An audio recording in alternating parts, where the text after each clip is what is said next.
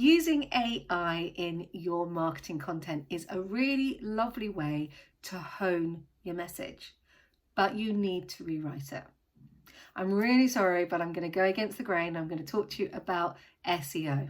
If you use and rely on something like ChatGPT to write your marketing content, it's brilliant for creating a shape and a format. It will help you hone down a sentence. But if you're going to use it for a blog, and then you run that blog that's been written by AI into an AI generator, you will find that it will come back as being highly likely written by AI. So if you want your content to track on any platform and you're going to use AI as a basis, you need to look at how you can do it, take the shape, and then rewrite it in the human form.